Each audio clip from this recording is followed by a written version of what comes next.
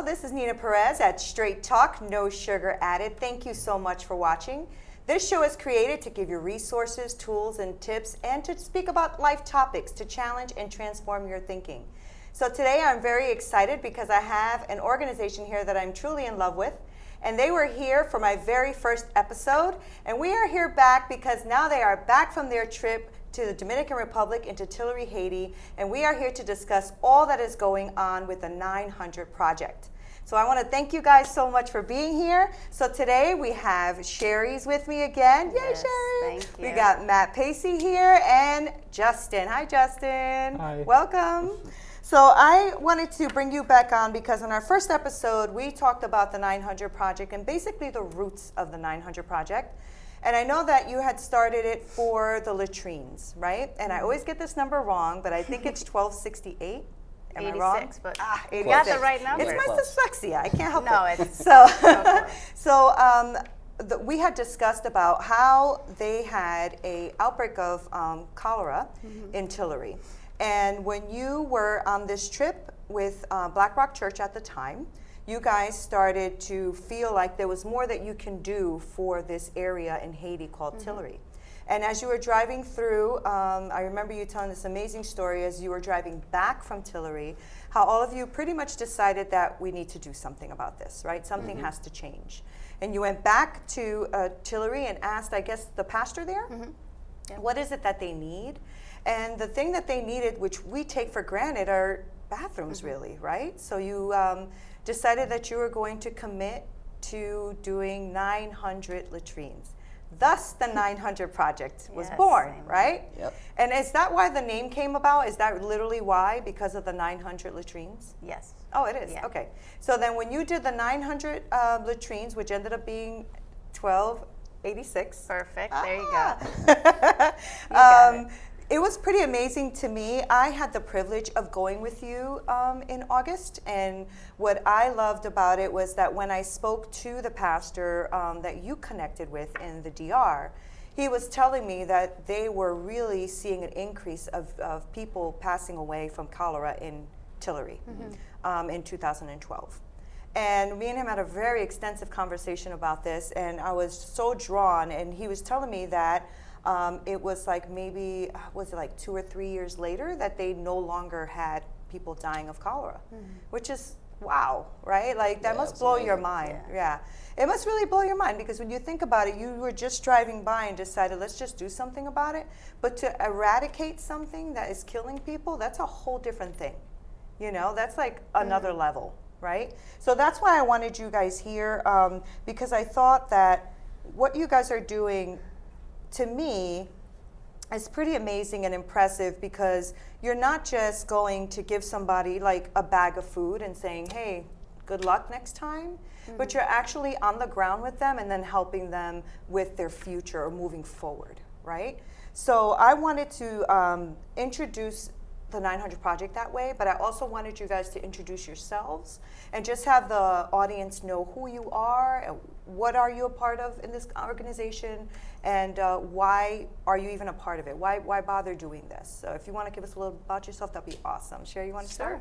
Yeah, I'm Sherry Pacey, and right now I just went back to school. I'm a teacher, I'm a wife, also a mother as well. But besides all that, the 900 Project is just so dear to my heart. I love the trips. I love just preparing and doing the organizing and just communicating with the people in the Dominican and Haiti. So it's just something that I think when we got married, we never thought we would be a part of, but it just struck something in our heart. And when God starts something, it's just an amazing journey. And we really had no idea that the cholera was so bad, and we were just kind of taking our team and listening to God, and it was amazing what God does with your obedience, and Yeah. it's been a great ride. Yeah, I bet it's been a ride. Yeah.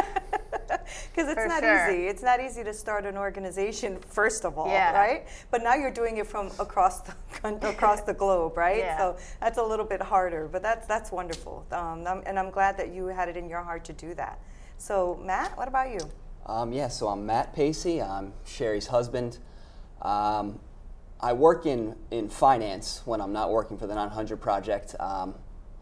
And so pretty much by default, I do the finances and the paperwork and all that stuff for the project. So using your tools and talents. Yeah, it was more so by default that nobody else wanted to do that stuff. So I was like, all right, I guess there's my role. Right. My role was set before I even volunteered for it. Right. But it has been amazing. And honestly, once we finished the latrine project, we kind of thought, hey, look at the work that God did, Yeah. and you know, what are we going to move on to? But God was like, no, this is going to be what seems to be a lifelong project now. Right. It's pretty much going to be the project our boys take over, and they're Right. 4 and 2. So when they grow up, Right. their So roles you're are in going to be this for set the as long well. haul, is what you're saying. It's a lifelong mission. Yeah. What did you think of the fact that they were asking for latrines? Like, what was the thought process behind that, right? Because it's one thing to say, oh, we need food. It's kind of an easy one, right? Because you say, okay, we'll just go and buy food, or we'll hook up with an organization that has food, right? So what do you do? Like, what's even the thought process behind how do we dig 1,286 holes or 900 holes, right? Like, what were your thoughts? I'm just curious. Honestly, of the two of us, I'm certainly the more skeptical one Yeah. with things like that. And so, like you were saying, when we were on the bus and everyone started talking about, how we need to do something to help, I think I was kind of fake napping in the corner Yeah. under the air conditioning of the bus to be like, this is insane. Right. We're My wife we needs don't to be we quiet. don't live here. Yeah. How are we going to build a bunch of bathrooms in Haiti? Yeah, We yeah. don't live here. We're here for what?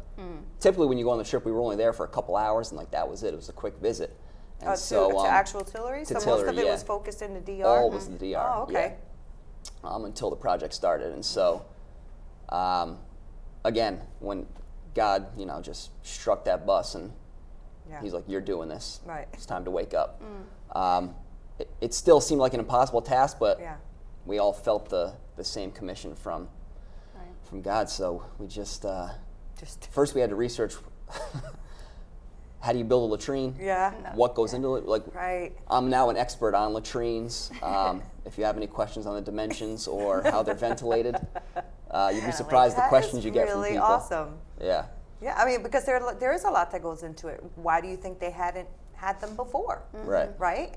So, I mean, because I think I was talking to someone and they had said, well, it's just a latrine. Why didn't people just dig the holes and make a latrine? I said, no, it's not just a latrine. You know what I'm saying? I mean, it actually is something they didn't have the skills to do or know exactly how to do it or have the equipment to Right, do it. exactly. Like I think that sometimes in our own ignorance, we don't realize all that goes into doing things like this, So when I was been talking about the 900 project a lot because I do respect it. I do respect you very much. I respect what you do and your vision. And so I talk about it often, and that was one of the comments, like, well, they're from Haiti. Don't they know about latrines? Why didn't they just build with latrines? I'm like, really? How are they supposed to do that? With their hands? Like, There were some latrines in the village. I'm sure. But yeah, like the reason we had the 900 project because we thought there was roughly 1,000 families and only 10% is what the pastor told us had latrines. So we guessed that it was going to be 900 that we were going to be building. So they knew of latrines, but it's just the fact that a lack of finances and materials. They just Right. don't have the resources Right. to build something like that. And at the time, neither did we. So Right. We're all learning. we didn't know what we Right. were in for. Yeah. Right. But I think that's with anything. I think that, do they know how to cook? Yeah, but they don't have the food. Right. Right? I mean, it's kind of silly to just think that, oh, well, they know how to do it. They should just do it. It's like, no, they probably know how to sew, but they don't have materials to make clothing. It's like, right? It's just a different world. Need it. It's tough Exactly. to imagine. Yeah. that. You don't It is know that tough stuff. to imagine because I think here we just can walk down the local Walmart or whatever and buy the materials we need and Right. we're good to go, right? But they don't have that. And so it's pretty fascinating that I laugh because that probably would have been me, I think, in the beginning. It's under the air conditioning, like I don't hear or see anything. Yep. Because for years I was always like, I'm not called to missions. Never felt the calling. And then I'm like, I can't wait to You go loved back. it. Yeah, you were It's so great. amazing. It really is. So Justin, tell us a little bit about yourself. I don't think that you have been on this 900 project from the beginning. Is that correct? So that is in fact actually correct because my brother was one of the people who went on the project from the very beginning. Oh, that's awesome. So this is my first year going on the project. However, this is not my first missions trip. This is my first international missions trip. Oh. So what other missions trips have you done? So I've been on 2 missions trips to Rosedale, West Virginia, and I've also been on a missions trip to Philadelphia. Okay, great. Yeah. Yeah. That's like the Appalachia Mountains, right, in Virginia? Are you up there in that Yeah, area? it's in a very big mountain area. So what did you find like very different or similar to your trip here with the 900 Project?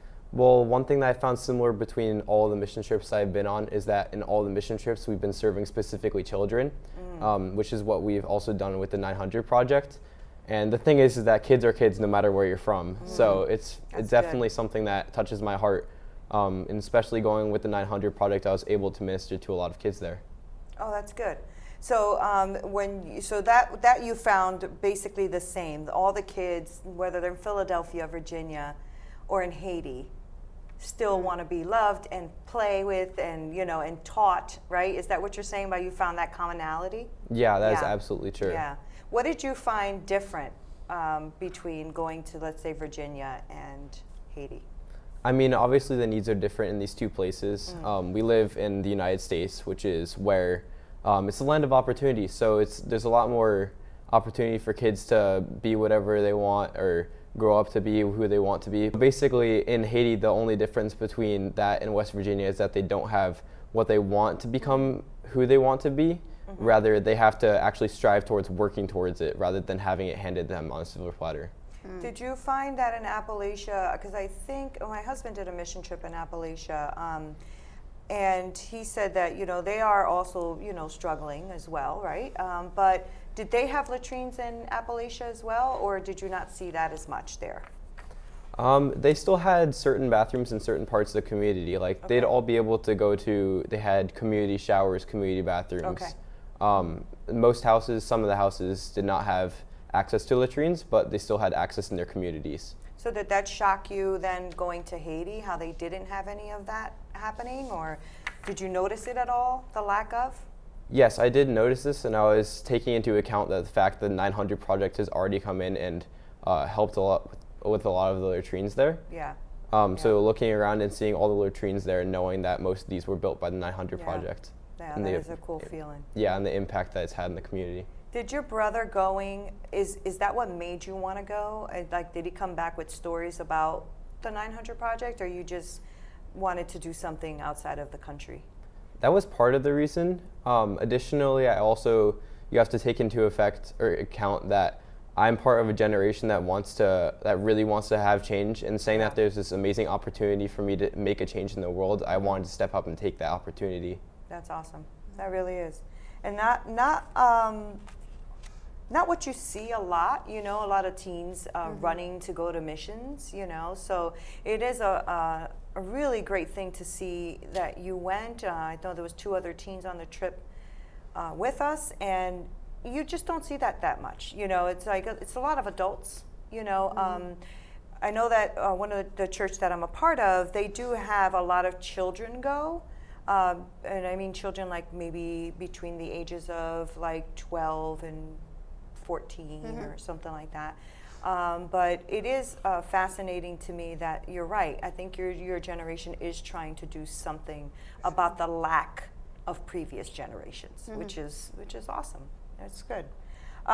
So in the first episode, we talked about your latrine project. We talked about your scholarship project, and we touched a bit on the breadfruit tree project.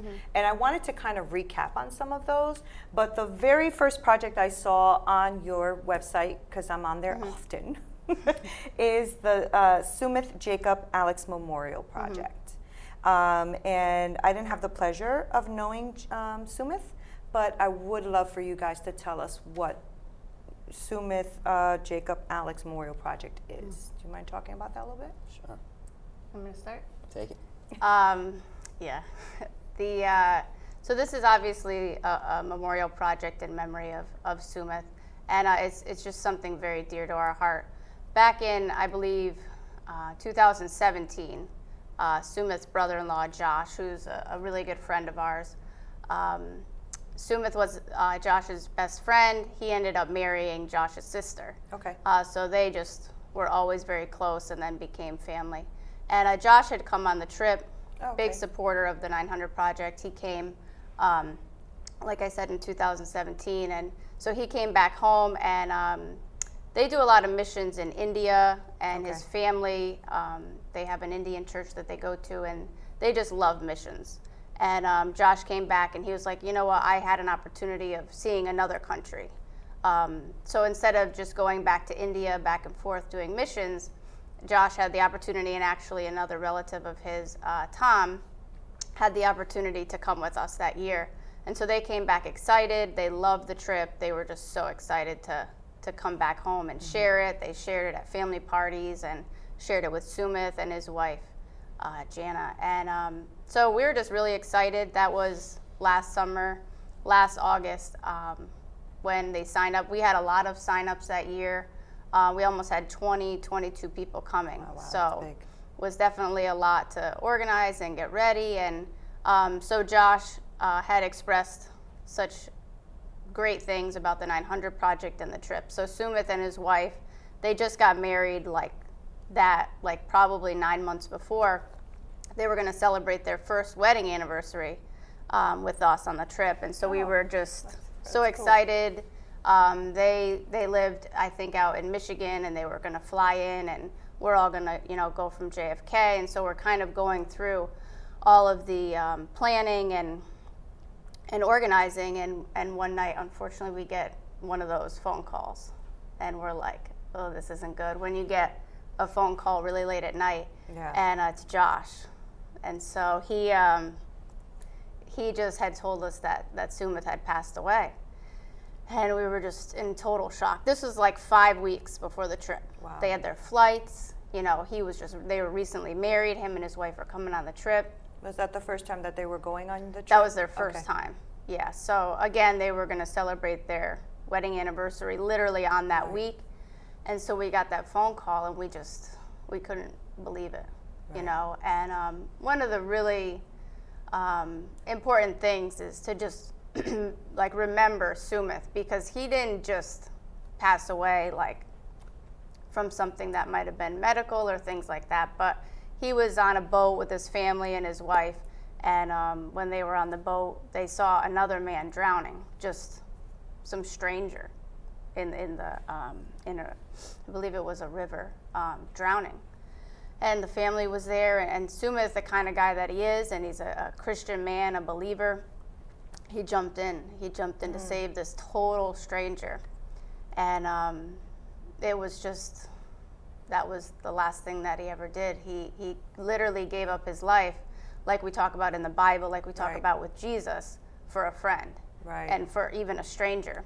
And so he jumped in with the intentions of trying to help this man and pull him out of the water, and it ended up that both of them drowned. Yeah. So that's very sad. Yeah, it reminds me really of I guess it just doesn't shock me that that you would have somebody like that going on the trip with you, because I feel like in a way that's what you guys are doing, is jumping into the water to try to save somebody that you don't know. Because you guys might be at a place now where you've been doing this long enough that it now feels natural and something that you should be doing. But this is not something that everybody does. You know what I mean? And I think that when you're in it, as long as you guys have been, which is 2012, it's a pretty long time, to be a part of a project and to have it be something that you actually are living, something that you're actually doing, kind of becomes who you are, right? But somebody like me, who's only been there one time, I can tell you that this is not the norm, So and Sumith sounds like he's not the norm, So then why did the Memorial Project, I see why it got started, but what is the Memorial Project then? So Sumith's wife and brother-in-law Josh and their family decided that they were going to do something in Sumith's name, and so they raised a ton of money, thousands and thousands of dollars, and decided they wanted to do something to help out the 900 Project and to do something in Haiti or the Dominican. And so Josh's idea was, Sumit was like a superstar athlete, a crazy good basketball player. And so they decided they wanted to do something with sports. And so every time we go down to Haiti, we play soccer with them. You saw. We're not good. They're very talented and in crazy good shape. But their field is also boulders and uneven, and you got some goats running through there, and it's like just a bunch of it's like a so big true. dirt patch. It's so true. I thought you guys were going to yeah. kill yourselves. I was so nervous for you guys. Yeah. My ankle's still a little sore. Yeah. And then in the Dominican side, the DR is known for baseball, and so we always played baseball with the young kids down there, and that field can certainly use some work and some renovations. So they decided that they're going to raise all this money, and then in Sumit's name, they're going to repair all the issues at the baseball field, and then flatten out and make an actual field at the soccer field. That would be exciting for yeah, them. for sure. Yeah, that would be exciting because that was a huge piece of land, a huge field. It was just terrible to run on, but that's what they use, and I'm surprised they don't like break their ankles all the time on that thing. That was crazy, right? Yeah. But I guess they know it so well, right? They know the terrain pretty well. But even though, I mean, the divots and the boulders and that was pretty serious. But I think that that's a pretty exciting project, though, for another one for the 900 Project. But that's amazing that his wife, even though she hadn't been on the trip, had enough confidence in knowing that you guys were the project to give it to. That means the world, I'm sure, to you as well. Did you guys have the opportunity to be friends with Sumit, or No. No, no? So you know, because he lived in Michigan, Yeah. right? Yeah, So we it was were through Josh. You said? Communicating. I was communicating were, with okay. them. So you and got to his know them wife. that way, yeah. But and just sometimes I just reread his stamp form and look at it, and I just, it's just he really was a man of God, and he served until the end, and literally gave up his life for someone else. So it's just such a inspiration, and we're just grateful that we were given the opportunity to just do this in his memory. Yeah, that's amazing. And I was like, when I got there and I saw the field, that was one of the things that that the pastor there was talking to me about, because I was looking at the field and I was saying, oh my gosh, do you guys have a clinic just for broken limbs? It's that bad. And yeah. he's like, no, but and that's what he's kind of was the one that brought up the fact that he's looking for a way to get these machines up there to level these fields. That's the difficulty right now. the Is the roads are so bad in Tillery Yeah. that just to get the machines up to that field is the biggest hurdle that we're going through right now. Yeah, I don't even know how I don't even know. Yeah. We barely got up I know, there. we barely got up there with a van, right? And I'm like looking around, and I looked at him and I said, and how? He's like, I'm trying to figure that out right now. So hopefully, he said to me, hopefully when you guys come next year, the project will at least be done or on its way of being done. I'm like, well, that's quick. yeah. I'm looking around going, I want to see that, because that would be incredible, because literally I don't know how we got up there. I don't know how we did it. So I don't know how they will do it, but I'm sure that they will do it. I mean, and it might be an amazing thing to see if you guys can work that out somehow to get those machines up there. What more can be done, right? Because then you look at the bigger picture, right? If you can get machines up there, does that mean then you can pave some roads? I don't know. Does that mean you can take some boulders out of the way? And I don't know. You just never know what one thing will lead to another. I mean, look Right. at you Sure. guys. You guys thought 900 latrines, and we're out. And the Lord said no. Right? So you just never know how one thing will lead to the next thing that leads to the Absolutely, yeah. next thing. I mean, I am grateful to Sumit. I wish myself I would have gotten to know him. And I know that now his legacy will just keep living on and on, because every time that the people in Tillery or in DR see that their athletic fields are fixed, somebody did that, And the one in Tillery will be even more impactful because they have nothing right now. So at least in DR we're repairing, which is important. But in DR they have, in Tillery they have nothing, right? It's just a field of Bamboo, boulders yeah. and goats. Yeah. That was actually kind of funny. I saw a guy with a little rope walking his little goat across the field. I'm like, okay. Yeah, no timeout or Yeah, nothing. no We just walk timeout. right You in. guys kept running around the goat. I was like, okay. Yeah. We're Our all only good. shining moment was when Justin scored our only Yeah. goal. I was just going to ask Justin about that. I saw that, Justin. How did you do that? I played soccer for a couple years, but I haven't played in a while. Yeah, but on that field, That that was was a good. disadvantage. Yeah. That was a It was disadvantage. a hill, too. I know. I was really happy to see that every one of us got back on the bus without a broken limb. I was super happy about that. I was praying for you guys as you were running. But I was super stoked when I saw you scored. I'm like, what? I love it. 900 Project scored one. That's, yep.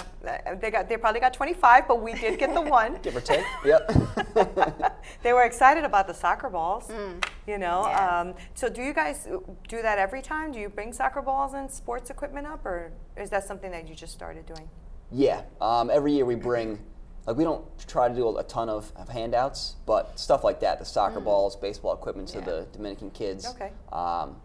Backpacks for the school children, stuff like that is always. It's always part of it. It's always part of it. It's Yeah. exciting for the kids. It's a big hit. How do you guys manage the soccer balls and stuff? Do you guys give it to like a specific person, or how do you do that? Because I saw the balls and then I didn't see the balls, so I wasn't sure. What Yeah, I happened. think we gave out like one for the game, and then we give them to like one of the coaches or Oh, the okay. leaders. Okay. Because they're always better to have somebody on the Yeah, ground. I was gonna and, say. You know, you give things out, and then it kind of gets crazy. So it goes to the leaders, and when they have practices and little That's good little because that means games there's and people there's managing order. some stuff. Yeah, There's order. Yeah. You see, and that's what I'm talking about. Like, it doesn't matter where you're from. You have intelligence. You have a way of having order. It's not like these people are just walking around disorderly. You know what I'm saying? You just have to give people the right tools. Right. You know. So thank you so much for that part. I am really super excited. So we will be right back with the 900 Project to speak about 2 more projects that they have going on that we are super excited about. Don't miss it. When I think about the Lord, how He saved me, how He raised me, how He filled me with the Holy Ghost, how He healed me to the uttermost. When I think about the Lord, how He picked me up and turned me around, how He placed my feet on solid ground. When I think about the Lord, how He saved me, how He raised me, how He filled me, oh, yes. Holy Ghost, how He healed me to the end. When I think about the Lord, how He picked me up, turn me around, how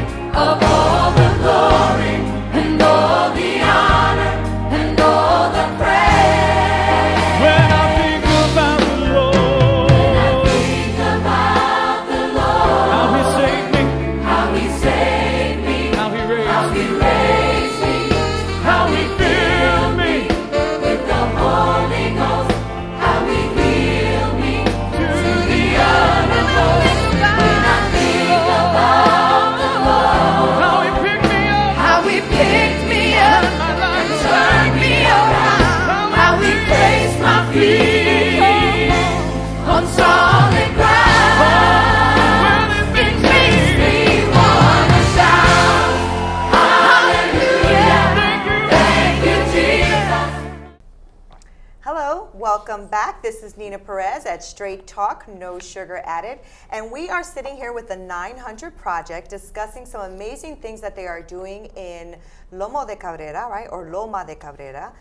DR and Tillery, Haiti. So we have just discussed the fact that they had built 900 latrines, or 1,286 latrines, with the help of the Cheerful Heart Mission? Yeah, perfect. Oh my gosh, if I could only speak English. So we were discussing that, and we were discussing some of the challenges, and we also discussed the Sumith project, which is building a field in Tillery, Haiti, and also repairing some fields in the DR. So now we are going to talk about their scholarship project, because they also have students that they are giving scholarships to because they don't know when to stop. So here we are, and we are going to talk about the scholarship project. And I wanted to know, do you have scholarship students on the DR and Tillery side, or just Tillery, or how does that work? Yeah, so right now we do have students on both sides. Okay. We have 10 students that have been chosen from Tillery, Haiti, and most of those students are all going to be going to school. They're about 2 years in for teaching, and Okay. they're all very motivated to come back to their village and to take what they're learning and to really bring it back and to change that village. That's really great. And then we do have 5 scholarship students on the Dominican Republic side with our sister church in Loma. And I think all 5 of those are girls right now. And they're about 2.5 years in as well. Oh, so they started almost around the same time. Yeah. Okay. So right after the latrine project, we had our kids then, and so it was kind of like a project that was manageable. Okay. It was something that we could still do something that wasn't as big of a scale like the latrines, Right. but it wasn't doing nothing as well. So in about 2016-17, we started that, and we Okay. got just And the that's because ball you were rolling. working on your family, your personal Yeah, family. I had my sons then, and those beginning years are very difficult, Yeah. but we still felt strongly to stay working in the village. And with the corruption in Haiti, with some of the education system, we thought that really educating the teachers and bringing them back would just make such a huge difference. But why scholarships? Was that something that the pastors there brought up as a need, or was it? Why did that start? I remember going in those middle years around 2016 and just thinking, what can we do to help with education? Because there's kids there'll be families of 7, and the first 2 kids can go to school, and the next couple kids, they just can't afford it. Okay. So education is definitely a huge problem in this specific village, but also the teachers.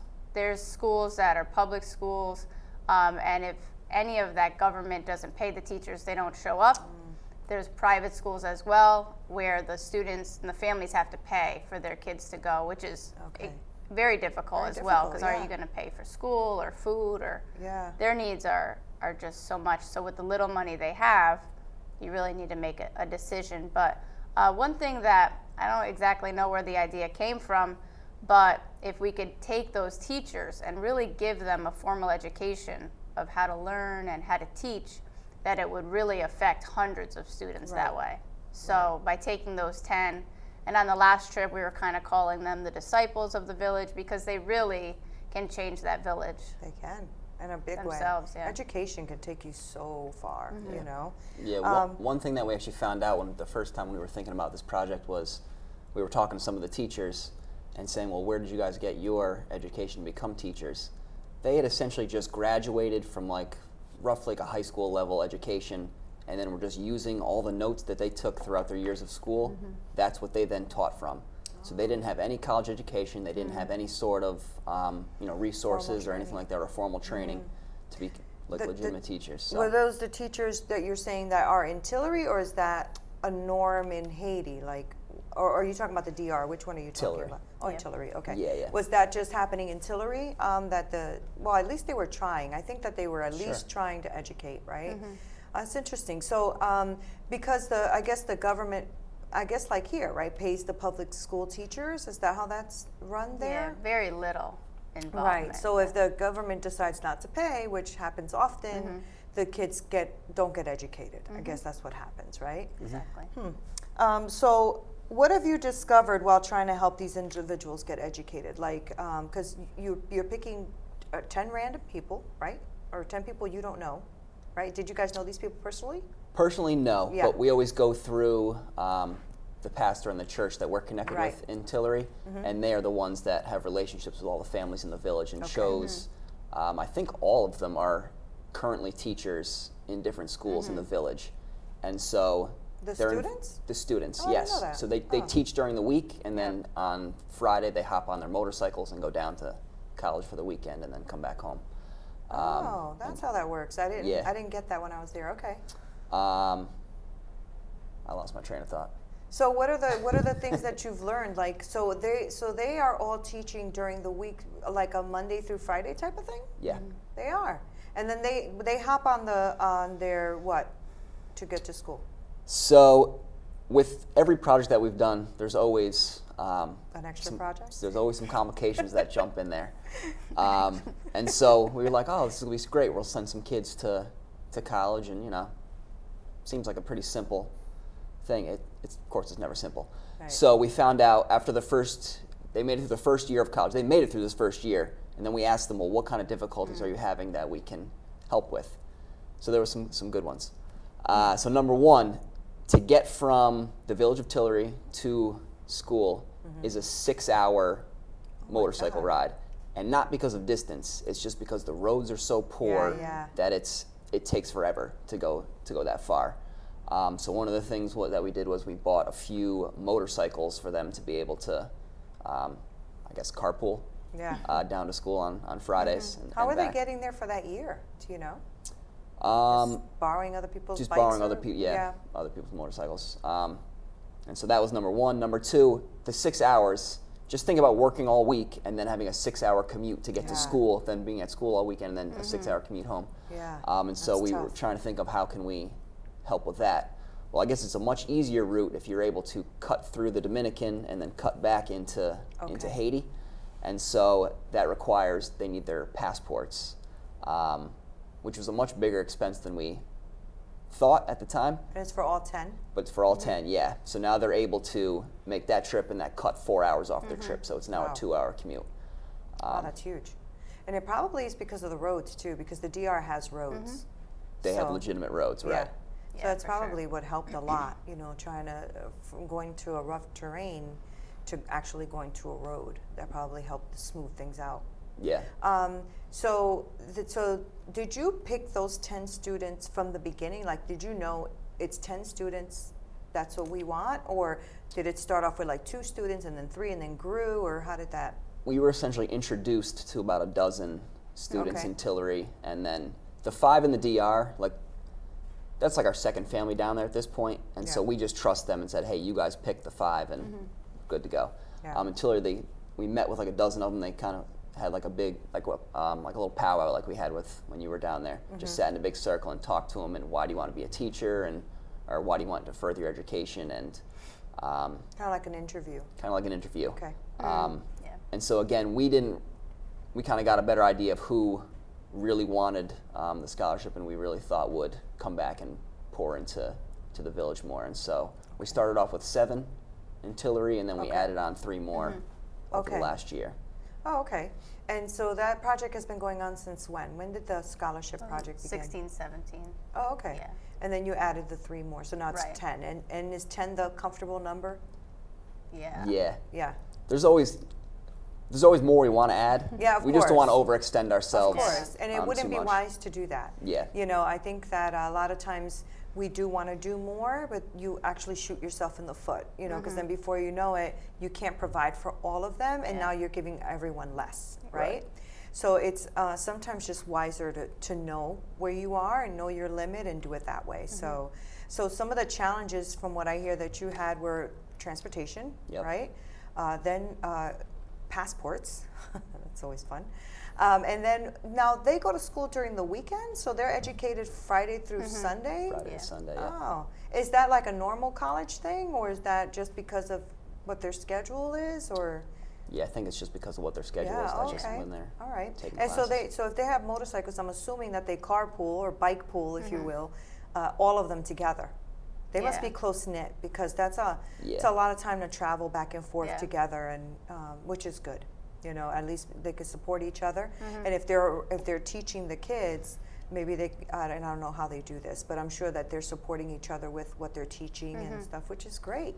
Yeah. Yeah. They are definitely super tight. One of the things that, again, starting off, there's always going to be some bumps. We found out that all of them didn't even have books. So they were Wow. borrowing each other's books, almost rewriting the entire thing. Wow. And then sharing notes with each other and whatever. And so another thing that we're adding on now is we're trying to get laptop computers for, Yeah. for each of them Yeah. to then, And again, yeah. cut down on the difficulties that they're going to have to get their Right. education. But again, it just shows you how hard they want to work and how much they want this. Yeah. The fact that they would go through all that just to, And they probably didn't education. even say anything to you guys at first because they don't want to ruin anything. You know what I'm saying? So they're probably sitting there like Yeah. rewriting And they're entire the ones textbooks. really You know? doing all the work. You Yeah. know? You still have to put in all the hard work and the studying and all the work that goes into it. So they really wanted, and they were really excited when every year they seem to be more outgoing. They're able to speak better in front of a large group, and Yeah. they're gaining confidence, and they're growing, and you could see that, and Yeah. and they're just very grateful, and it's just a partnership that we want to come alongside them and work together to help them. Yeah, that's wonderful. Yeah. Justin, I'm going to come to you, right? I'm coming to you, Justin. I want to know, because you're a student here in the U.S., right? So this is a different perspective, right? You're going to be going to college soon. And I'm sure that, I don't know, for me, I didn't go to college till I was an adult. I was able to go to school. But the challenges that they had were so big from where I was sitting, you know, like rewriting textbooks and, you know, trying to even like hop 2 and 3 people on a bike to go, and then trying to, you know, get your passport to go through and going all weekend it's just like, wow. You know, usually I would just make sure I didn't have classes on Friday, so I got my Friday to myself. You know, it's like it was pretty mind blowing, to be honest, and it makes you proud of them, super proud. You know, how did you feel sitting there and listening to them? You know, give their testimony basically on what they are doing, what they want to do, how difficult it is for them, and what they're requesting. What were your thoughts? I mean, just seeing how difficult it was for them to go to school makes me have a new realization for how I should be appreciating school here. I go to a high school that's in my town, so I get to take a bus to the school. Not only that, they have computers for every student at the school that we can borrow if needed. So it's a very different aspect of life. Yeah. And hearing the stories makes me really want to go into the school year going extra hard and trying harder because I have the resources available to do well. That's good, and that's wise, right? I think that I was telling my grandson that because he was asking me about my trip. He's only 10. But he was like, oh, I don't want to go to school, you know, complaining about going to school next week. And I said to him, you don't realize how blessed you are that you're going to a really good public school, you know, that mommy drops you off at every day and picks you up at every afternoon, and you get lunch and you get a snack time, like, you know. And I started explaining to him what the kids have to go through, and they struggle. He goes, wow. And I'm like, exactly. So appreciate that you're having this basically free education for him anyway, and for his family, right? Because it's public school. Thank goodness we have it. But to hear the stories in Tillery and in the DR, they work hard too. You know, they want this. They want this. Absolutely. And that gives you kind of like inspiration that they're going to do something with this. That they're not just going like, you know, some of the college students here that go to college and then they decide, I don't want to do it. You know, I don't want to do anything. You know, play It's video just games like, instead. What's that? I want to play video games Yeah, instead. exactly. Like, did you just spend like 7 years in school to do nothing? But that's what happens. Yeah. I think we take for granted all the options that we have. We just have way too many options. You know, even going to the grocery store, I'm thinking to myself, I have so many options. I have so many options. You know, Yeah. and yet you complain about the one product you can't find because it's your favorite product. Yeah. It's so silly. It just changed everything for me. It did. It changed everything. I want to know, what's the most rewarding thing for you guys? Let's start with you. What's the most rewarding thing about doing these scholarship projects? Scholarships. Yeah. I would say this year in particular is I really saw the growth, like I was saying earlier. Because year one, we were kind of all sitting in a circle, but it was like really awkward, and we were kind of talking, and obviously there's a translator and things like that.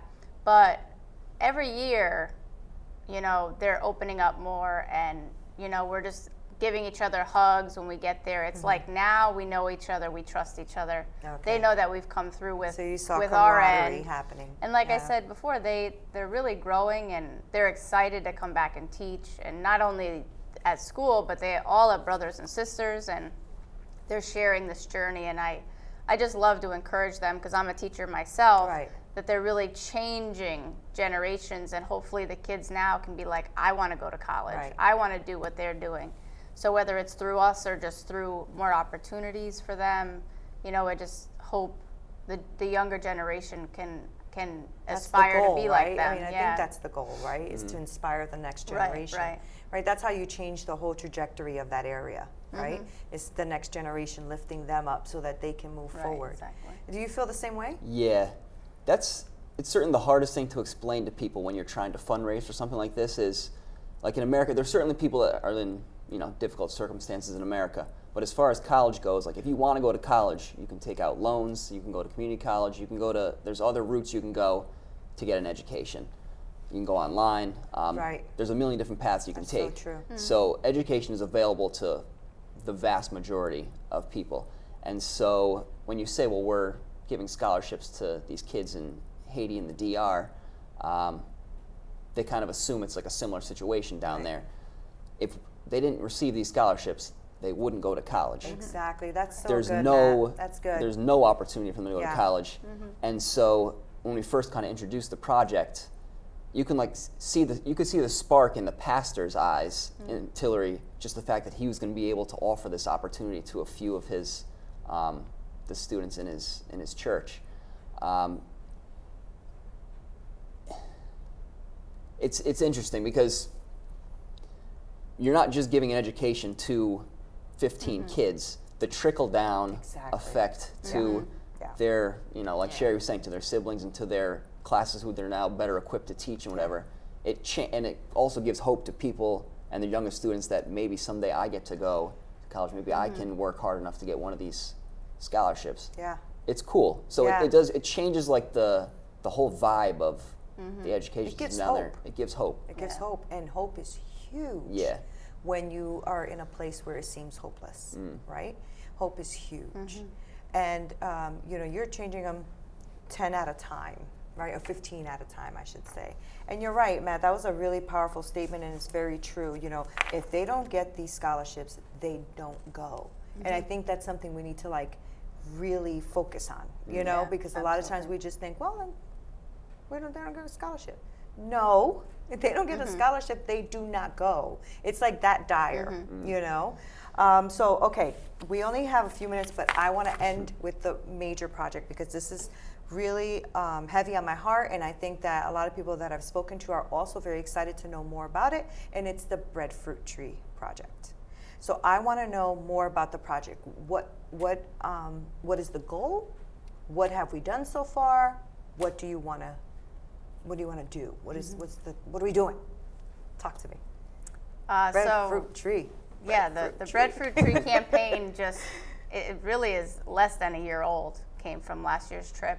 And within the 12 months, we have received 600 trees already that have been delivered. They've actually been planted. We got That's to plant awesome. some on Last our time trip. we spoke, you didn't even have those yet. Right. This so is that great. was Huge. pretty quick.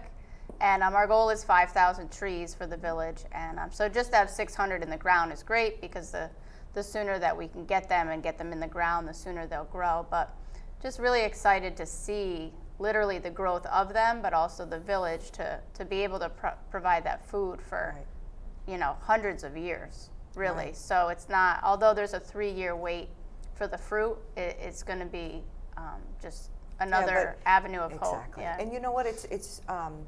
It might seem long, like you say, it's 3 years of growth, but honestly, if they were never planted, it would never be even 3 years, right? Right. So, we have to start somewhere is what I'm trying to say. So you have 600 in the ground, And we want, I guess, 5,000. But if we get more, that'd be Yeah. awesome, right? Yeah.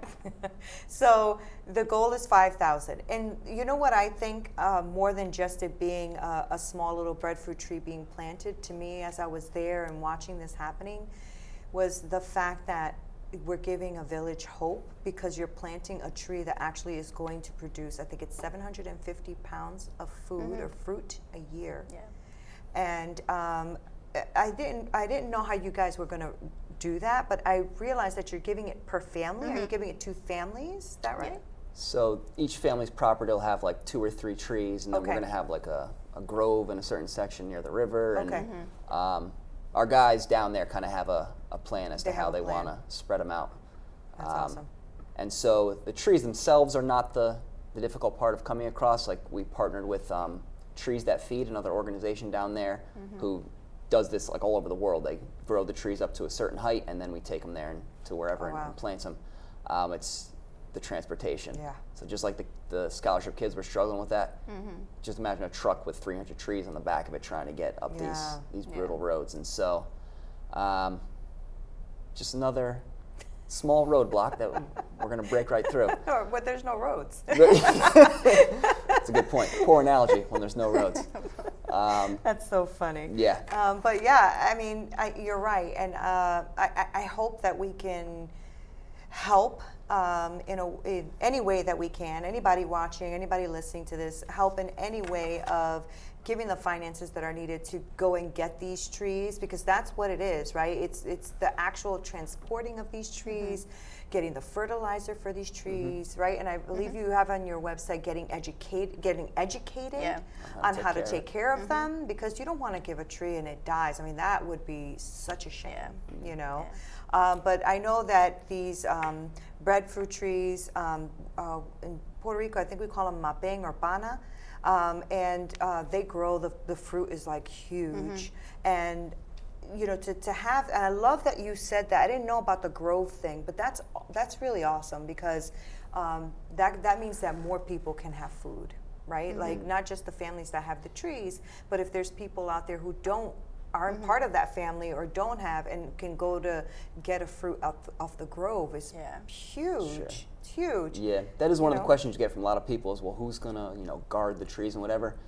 This is like a isolated village. It's like a tight-knit Yeah. community, and of course there's gonna be, some bad seeds that here and there, but like, they watch out for each other, respect, and they yeah. respect Have each other, respect. and so they're excited for it, as excited as we are. Well, I mean, you planted a tree, you planted hope, and that's the truth, because for me, I was super stoked, to see them going in the ground, because I'm like, wow, this, when a seed drops into the ground and dies, it grows another tree, so like, you just keep thinking about the changes in the trajectory of this entire village. It's not just a tree, right? But one tree can produce hundreds of more trees.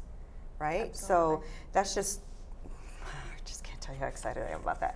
But that's okay. We'll move on. So I want to know how people can get involved and help. How can people get involved and help with the 900 Project? What does the 900 Project need from people who are viewing? What do we need? Well, I would say, obviously, one of the things that helps the project go is just the financial commitments. Right. Some people choose to purchase a tree, which is around $75. Some people choose to do like a monthly donation, and the donations go 100% to the 900 Project and to the scholarships and to the Breadfruit campaign. So we're just really excited. We're just really looking for maybe monthly partners, even if it's $25 a month or $40 a month, whatever that specific person or family can afford. But just partnering up, and just really working together. Another thing that Matt had stated earlier is that we are looking for any kind of laptop or computers to bring to the scholarship students. We are looking to hopefully bring new Chromebooks or laptops to them. So that's one of our goals. So, but as you well. don't need the actual laptop. You need the finances to help with the laptop, right? Or do you need the actual laptops? No, what I'm saying by that is you don't want people just dropping off, use laptops to your house, right? Yeah, I mean, we have Right? You have We to be do have specific. certain- Get one You're from- over here yeah. saying laptops. People are going to be like, hey, I have this Dell from like Yeah. The big 1996. thick one in there, there you go. Exactly. Yeah, it's super heavy. We do have specific links that Yeah, we okay. would like to get them all the same ones on both sides, so that Okay. you know, they all Oh, so share that. you're And- saying, yeah, please share that. I will add that also Okay. to this segment, because I'd like for people to be able to either click on there and purchase it for you and send it to you, or send you the money of what it is. And it's not that much Yeah. from what I saw on the links. And yeah, one thing with that is they have so much pride and dignity in their education, and Yeah. on the Dominican side, they're really just using their phones and trying to type out papers and, Right. and do their work. They have the heart and the work ethic. Right. It's just They like need you the were saying, tools. it's the tools. They and, need the tools. You know, so we just want to equip them to be the most successful that they can. Yeah, that's great. So I think another way we can all help is spreading the word, letting people know that the 900 Project is out there. Do you hear me, Justin? You got to tell some people. We got to tell people about it, because I think it's the only way to really get you guys out there, right? Is to hopefully, I share this segment in all of my social media, but I want people to like really start talking about, you know, basically adopt a tree. You know, like if it's only $75, you can probably get a few of them for your family, you know. So you can donate that way. You can donate monthly on your website, you said, right? You can go on there. Now, are the links for the computers on there, or No, no? I could add Okay. those for sure. Yeah, that'd be great. And you know, one of the last things is just prayer. Yeah, You that's know, good. keep praying for all these roadblocks or issues that come up with dealing with other countries and things like that. But we know that God has provided all the way through, so we're just excited to be part of So the great. journey.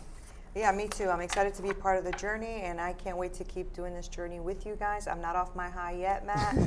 So I'll let you know if I ever get off, but I don't think I'm going to. Good. It's my first mission trip, and the one I love the most, and the one I think that really spoke to me the most. I think God had me wait this long because this was the one, you know. So thank you guys so much for being here. Sherry, Matt, Justin, thank you. Thank you so much for watching. Again, this is Nina Perez at Straight Talk, No Sugar Added. You make sure you get onto the 900project.org. You better give some money. I'm watching you. Donate, you know, and buy a tree, buy a couple of trees, laptop computers that the students need. So I thank you so much for everything that you are doing. I hope that you share this with a lot of people. Please share away this video, but also share everything that they're doing at the 900project.org. Thank you so much. Until next time.